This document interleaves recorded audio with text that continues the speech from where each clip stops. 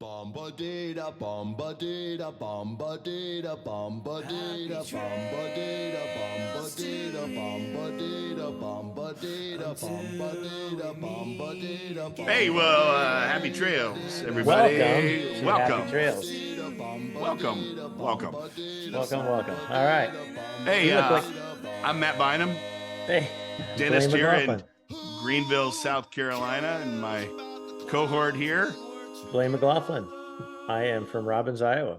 from Robbins, Iowa. Robbins, Iowa. And we all know where that is. I mean, that's where the robin was invented. So it's, I mean, what else can you Sure say enough. about that? Sure enough, babe. Awesome. Hey, you got some snow this weekend or We anything? got a little snow last week. Nice. Little over last weekend, yeah.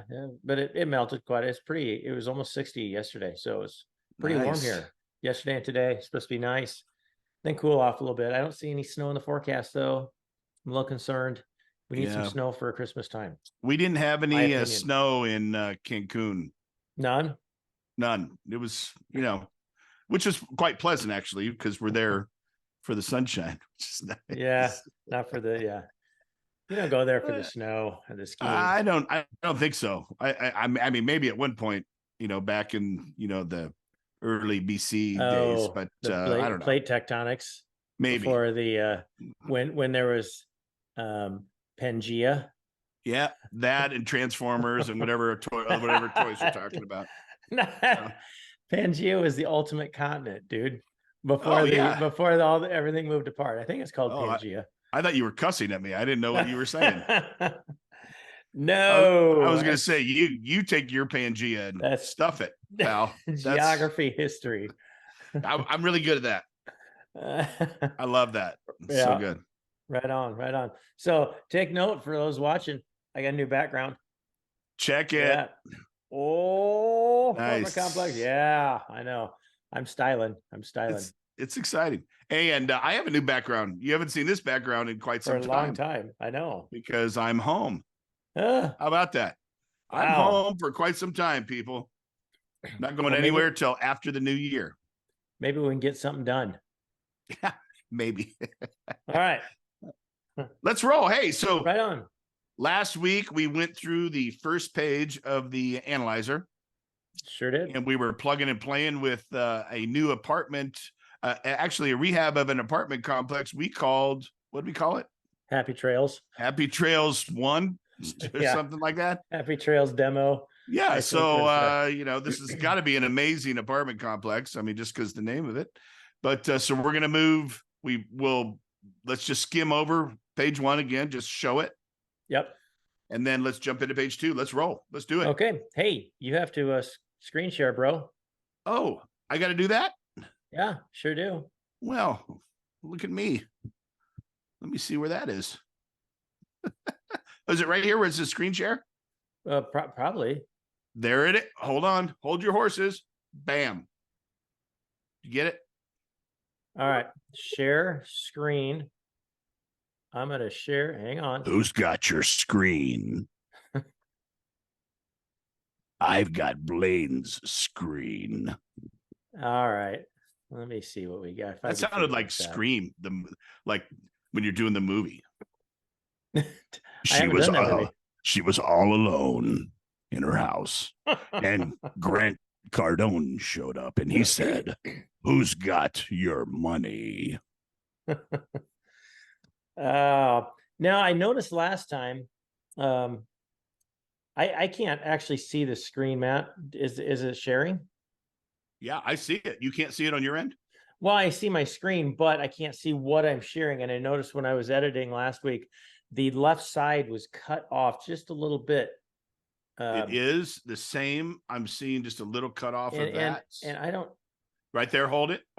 That's showing the entire thing. You can see the entire left side.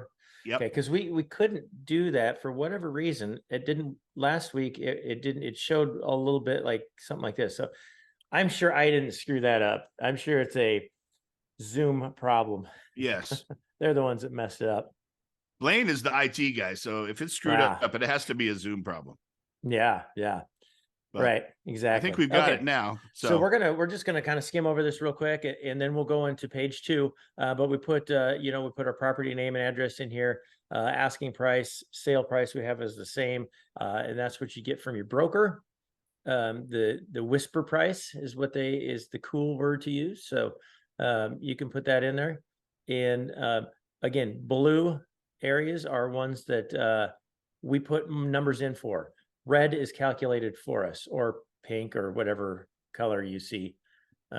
It all depends on your eyes and your perception and your brain. Okay. And so we run down here, loan to cost 75%. I got that from the lending sheet that the term page they gave us. I put some different loans together and some ideas of potential loans. Interest only, amortization period, interest rate. This says term sheet. I'm not really sure what this is for, because you can either put yes or no. So I guess we had a term sheet because I got it. And if you remember the information on this page is based off a deal that came across my email a week or two ago. Closing costs, I'm not sure if we talked about that. Closing costs can vary probably 2 to 4%, depending on how the deal is structured. So what kind of loan it is. Some loans are a lot more expensive than others. So that's something that you got to figure out when you get into the nitty gritty of this. And then we have our rehab. We put in $1 million, and that was just a rough guess. Again, if you're like really serious about this property, this rehab's going to go a lot more detailed. You're going to find out how many units you're going to rehab, get an estimate of each cost, and whether there's roofing that needs to be done, whether there's big boilers that need to be redone, any plumbing, stuff like that. So signage, that kind of thing. So again, that number will be fine tuned as we go deeper into the deal. Over here towards the middle, we got the bedroom, bathroom size, the number of units in each one, current rent, and the pro forma rent. And again, the pro forma is kind of what you think you're going to get, what you think you can get after you say rehab it, or your rents come up to the value they should be. Some places you'll just run into the rents are just low. You got somebody who's run it for 15, 20 years, and they just haven't paid attention. And so their rents might be $50 lower than everybody across the street, down the road. And so you're like, hey, I can just get $50 more if I just take over this place. How about that? Wouldn't that be nice? Hey, how about that? How about that? Sure would be. And so those are the rents you think you can get. And populates into down here we have current in the pro forma. So this is the difference between what they're currently getting. And again, this is current market rent. That doesn't take into consideration if you're losing what's called loss to lease. And loss to lease is if you're asking $1,000 per 2-bedroom, and some people have been there 3 years and they're only paying $900. Okay, that's $100 loss to lease. And so this current rent doesn't figure in loss to lease. It doesn't figure in any vacancies. And so that's important to know that stuff. And we'll talk about that here coming up in just a little bit. So that's kind of page 1. And we're going to go to page 2. And oh my gosh, there's a lot of numbers here, Matt. A lot of numbers. Nelly. Oh, Nelly. Yeah, this could freak some people out, right? And some people are like, oh yeah, this is really cool. So what we're going to do here, and I went ahead and just to kind of expedite things, last week maybe it was a little slow. I don't know, we're newbies at this. And so I put the numbers in here beforehand, a lot of these numbers, just so we have them. So the first line here says annual rent increase. Okay. And so this is projected rent for rolling out to the future, year 2, 3, 4, 5. And then 6 would be the sale year. Okay. And again, we talk about a lot of these deals You're going to hold 3 to 5 years is the plan, and then you're going to get out. And so you hold it 5 years, sell it in year 6. That's why they put the 6-year in here. But the annual rent increase, like, where do you come up with that? Matt, where do you come up with that? Do you know? Or should I tell him? Tell them. You paying attention, Matt? I was looking at something else on here to bring into Of the course. thing later, so I missed it. Yeah, right. I knew it. He's So sleeping on us, guys. He's sleeping on us. Where are we? He's got your money. Who's got your attention? Okay, so you come up with these numbers, and most people use what's called a CoStar report. And CoStar is a company that is basically they're nationwide, and they populate like a shit ton of data into this big program, and they can give you estimates on what where things are going. So typically we'll get a CoStar report if we're looking at a property. You say, hey, you talk to the broker, go, hey, and you can sign up for CoStar yourself and be on it, but it's like, I don't know, a couple grand a month or something like that. So I mean, you have to be kind of big time and really into this. And if you're going to do that, if you're going to spend $3,000 or $4,000 a month or whatever it is to get the information, somebody like us will say, hey, Mr. Broker, I'm interested in this deal. What's the whisper price? And can you send me a CoStar report for the property? And they'll be like, sure. And in about 2 seconds later, they send you this report. It's about 150 pages long, and there's a lot of information on it. I mean, it's freaking crazy, but it'll give you what CoStar thinks is going to be the projected increase in rents in that area, in that specific submarket, not in Texas, not in Florida, and it's not in the Dallas-Fort Worth area. It's in that submarket of that area. So it's pretty awesome. And so they give you projection. And of course, if you look back 3 years and you look at their projections in DFW, they were 4 or 5 and 6% type thing. And of course, we know that rents went up 18%. And then the next year they went down 3%. And so, how accurate is it? Well, I don't know. But the point is, nobody can predict the future. So you got to use the best information you can and make the best guesstimate you can.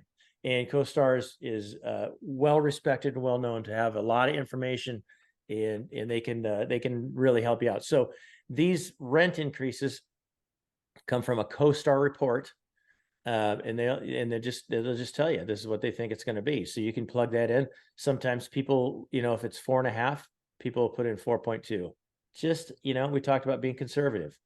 Maybe this is 3.5. You're like at 3.4. Maybe this is 3.5 too. And so you're like, let's just be conservative, just in case it doesn't go up as much as they thought. We'll throw those numbers in there. Other income, and this is annual other income from the next line. Other income is stuff that isn't rent that you can get money for. Like say you're renting out a garage, a storage area. Sometimes there's a internet package that you have for your property, and Trash service. Valet trash service, which I think is super cool.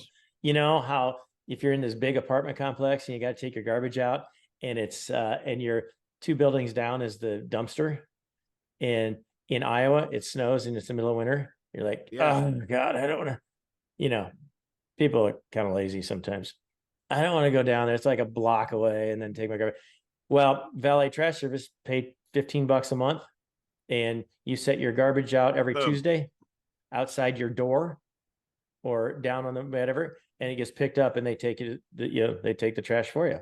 I mean, it's a simple thing, but boom. I mean, $10 a month and 100 units. I mean that can add up. So that's other income. Sometimes you can, if you have washer and dryer hookups in your complexes, you can lease the washer and dryer to the tenants. You can say, hey, here's your building. Would you like a washer and dryer? And there it has a hookup. We can put one in. They're like, sure. I said, that'll be $50 a month. Okay, great. And then they have a washer and dryer in their apartment. How much more convenient is that than having to run to a laundromat, or again, a building and a half down the road to do your laundry in the community laundry place? I mean, that I think is huge. People Yep. love that stuff. So Yep. anyway, so that's some examples of other income. And there's really not, I think people always just put in 3%. I don't know. I've never seen much other than that because nobody really knows. And that's kind of just inflation. I mean, so an annual expense increase, the next line down, is just in general your expenses. What's it cost to run the place? A payroll, it's going to go up. You're going to have some inflation. People are going to get raises. Maintenance, when you do some maintenance, the new toilet that needs to be put in is going to be a little bit more expensive 3 years from now than it is now, and that's inflation. So those numbers here, again, people just kind of put in 3%. That's kind of what I do when I've run these things, just to get an idea. All right, we talked about coming down here even more. We talked about the gross potential rent, and at 2146. Now, if we remember, we look back on this page, on page 1, there it is right there. Okay, if you can see that, $2,146,500, and that is based on our current rent, that the market rent, if everything is totally full. If every unit is rented out and everybody's paying 100% of their rent, that's the number you get. Okay. So again, that was populated from the first page. And then we have less here, economic vacancy. And that is calculated. Again, that was calculated from the first page. And that economic vacancy is basically, again, it's people that aren't paying as much rent, the loss to lease. There's vacancies going on when people move in and out. You don't have somebody move out and somebody else move in the next day. Typically, there's a turnaround period, a couple weeks, a week or two, to say touch up the paint, to clean the carpets or clean the floors, that kind of thing, before you can get somebody else in there. If things are going well and you're lucky, it's only a week or two. Sometimes, it may sit there for a month. So all that adds up to economic vacancy. And so if you come over here to these blue numbers here, I projected an 18% economic vacancy in the first year. All right. And you may be like, 18%? You mean that's like 1/5 of the place is going to be empty? 100 units, that's gonna be 20. Well, it would be 18 in this case. But yeah, that's the math. That's the math whiz right there. 18% of 100 is 18. Got that, Yes. Matt? Yes. And remember that number is also guesstimation based on what's being improved and all that. So again, when you're doing these numbers, you want to make sure you're being conservative. This is a high number because it's conservative on the approach of what money is going to be taken in. That's an aggressive number, but it's probably too aggressive for what the reality is going to be, but it's conservative in the nature of what the monies are going to show. Yeah. And in this property, I think they said that the actual vacancy was about 5%. I look at these, the numbers they put here in the is 3.7 and 4.2%. And I don't know where that, I'm not sure where that number came from, because it's actually higher than that. So I don't know. I put in numbers wrong or something. But 18% is the normal vacancy of a place. Round, in this case, they tell us this 5% is about what they're running at. But again, when we're doing this, somebody moves out, we're rehabbing their place, right? Yep. And so that place is going to sit empty for at least 2 months while the new floor is being put in, the new appliances are being put in. And so if you're rehabbing, this economic vacancy number has to be projected high like that, because you're going to be, rehabbing all these places. And so they're going to sit empty for quite some time while you're doing that. And so that's why, if you see this, I had 18% for the first year, 13 for the second year. Okay. We're starting as we start to wind down our the rehab, and hopefully the vacancies go go down, and you have more people moving in, and then we go to 9, 9, and 9 for the future. And again, I consider most people will use 8 or 9%, just because, again, 5%, vacancy is probably pretty average. And then there's always a few people that don't pay, right? You always got a squatter here and there that's sitting in your apartment for a month or two before you can kick them out. And so there's stuff like that you got to take in consideration. And so that adds up, and that's why I put in 9% for those. But anyway, keep continuing on the net rental income. I based this off actually I took this off the T12, and that's probably where this 3% came from. Hey, I just figured something out. There you go. About that. So this is the actual number off the T12 that we got for the actual income. And then the T3, and one thing to note here, and basically what you do in the T3 is the trailing 3. So it's the last 3 months. Typically, you like to see that trending up, because you're like, hopefully the last 3 months were better, and you're getting a little bit more rent, and there's more people in there if it's managed properly. Hopefully the last 3 months are better than the first 3 months that from a year ago. And note here, the trailing 3 is less than the trailing 12. So that's a trend that is something to take into consideration. I mean, that's kind of a red flag. It's like, well, what's going on? Why is that lower? Because typically rents are going up a little bit, typically. And so you should be increasing, but you got to figure that out. You got to go in here and go, what's happening here? And that's one of those things, Matt. You got to dig deep into this. Due diligence. Due diligence. Here's the other income that we talked about up here. We talked about other income, and I put in 253,000 for this one. That was off the trailing 12 as well. That's what they got last year as other income. So I put in 250,000 because I haven't looked into this. And typically this is one of those places that you should be able to increase, because you're doing things to make the place better.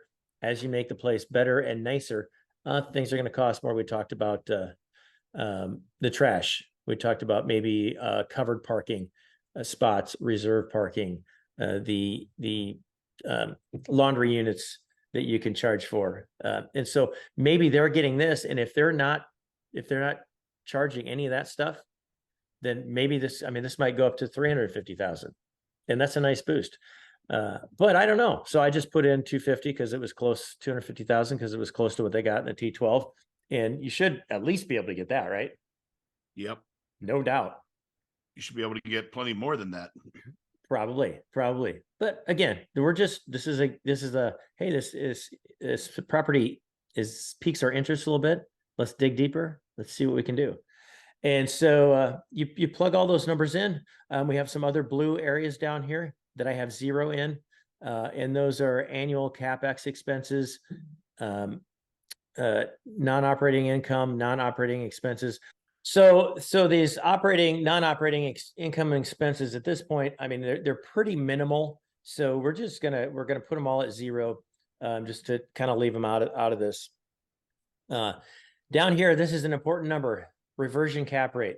Mm-hmm. Okay, reversion cap rate is basically the cap rate that you believe is going to be in place when you sell the property in 3 to 5 years.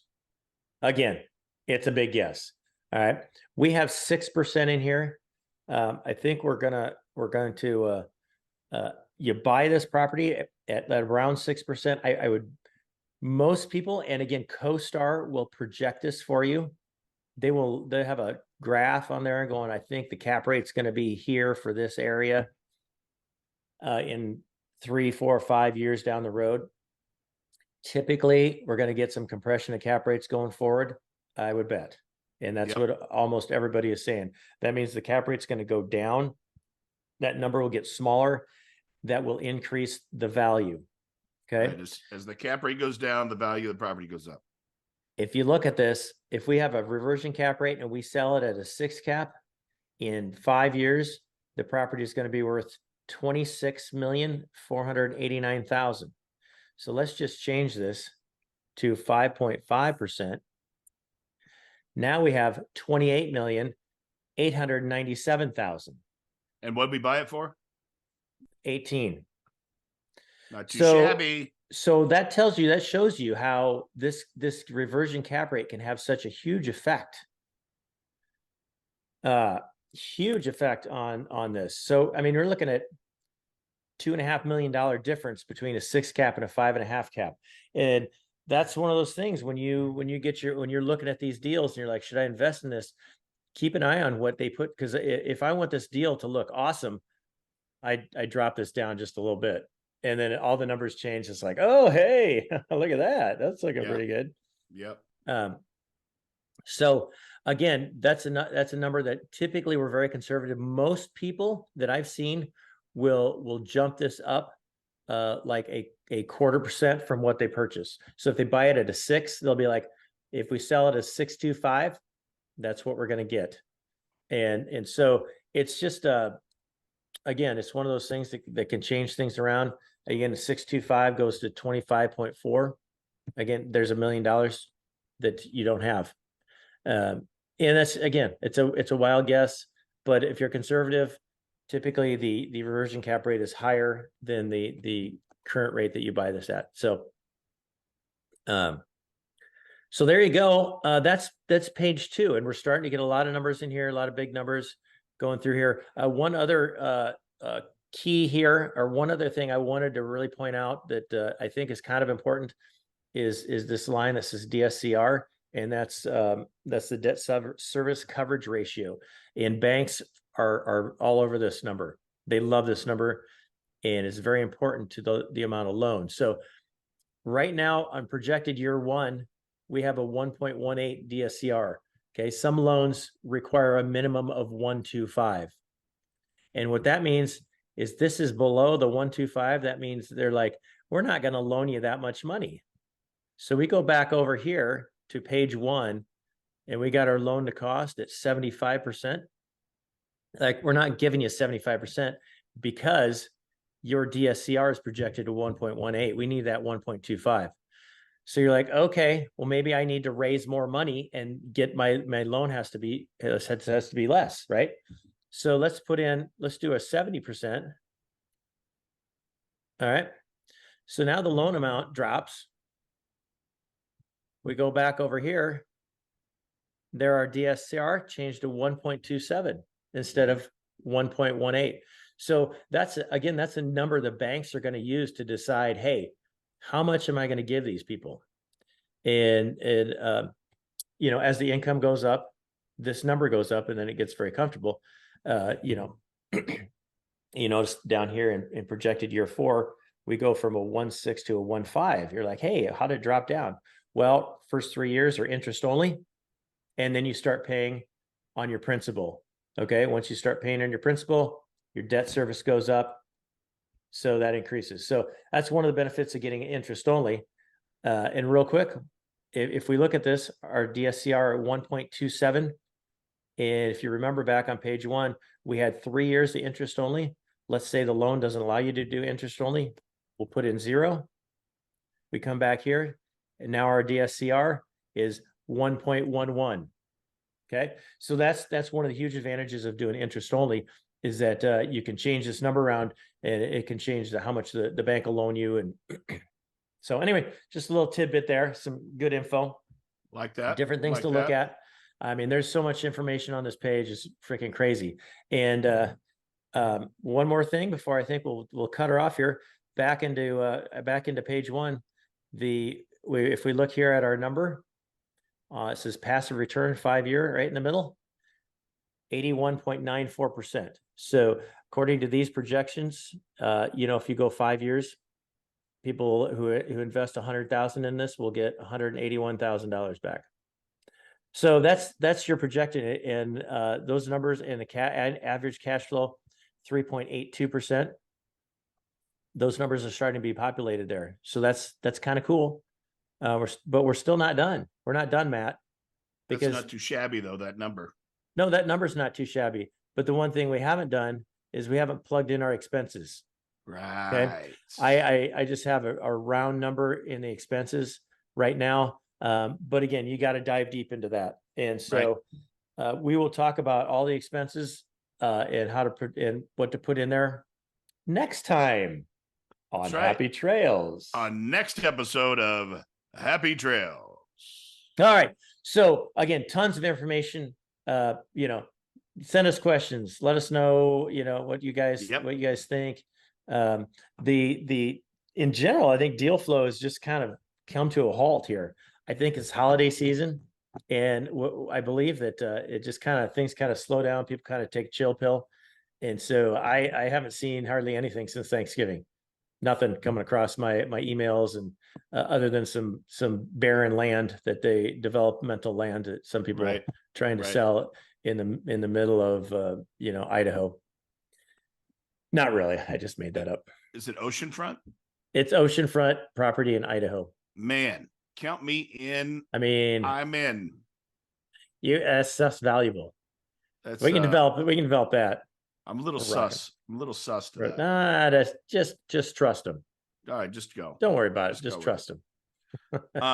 You know, one comment that I did get, it wasn't an email or anything, but somebody that watched last episode said to me that, you know, this seems when you're doing this underwriting and look at these numbers, it can get fairly confusing from the projected numbers, the pro forma versus the actual numbers that you and Blaine were plugging in. I said, well, Blaine was plugging in, but I said, yes, you're right, because the actual numbers are reflective of reality in real time, and pro forma is based kind of on, even if they're telling you the numbers are conservative, they're still total guesstimations. You have no idea. So, you know, dependent upon the market, dependent upon the area, dependent upon the tenants, dependent upon the actual property itself, some property is going to outperform because of where they're located. Some are going to outperform because they look nicer. So some of them are going to they're going to accept those increases in rents with no problem because the rents have been so low, and they're upfitting the property and making this incredible property instead of just this, you know, kind of apartment complex. So, you know, again, those are in all the things that Blaine and I talked about in the earlier episodes about building community and the altruistic form of what we're actually doing for the people, not just for the investors and ourselves, but for the community at large, really has an impact on what that pro forma is versus the reality. And you're starting to see these numbers come to fruition where, wow, we just made some big jumps from changing that DSCR to just a little bit. If it jumps to 1.25%, and now we're in the 10 million profit margin versus the 8 million profit margin. That's huge. So, and you can see where those little things add up. And as we move through this, the rest of the analyzer, it's going to start to kind of come in together on the next time we see you guys. So that seemed like a lot of info. I mean, I wasn't zoning. I was actually trying to find something to put up here, but I couldn't find it. But lucky me. Yeah. So lucky for you guys, you got to hear me instead of Matt today. So yes, that's a bonus. Merry Christmas on that one to all you. Bonus for me. Bonus for me. That's for sure. Well, you know, you make things a little more interesting. So again, you know, a lot of the stuff's it's all on YouTube. If you're listening, might have been a little confusing. But yeah, go on YouTube and check it out. Jump on the YouTube machine and look at the property analyzer here that we're using, and it'll make a little more sense. But yeah, tons of numbers here. Tons of numbers. Sounds great. Lots of good info. Happy trails, everybody. Happy trails, everybody. We'll be back next time, and we'll continue with the property analyzer and get some more info in there and see what we come up with. Atomic Punks, take us home. Woo! Rock on. Happy trails. Happy trails.